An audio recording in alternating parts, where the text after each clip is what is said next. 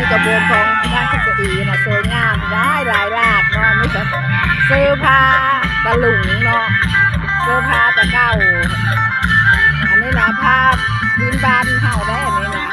เอามาเก็บเอาเป็นไฟบุกตะหลุง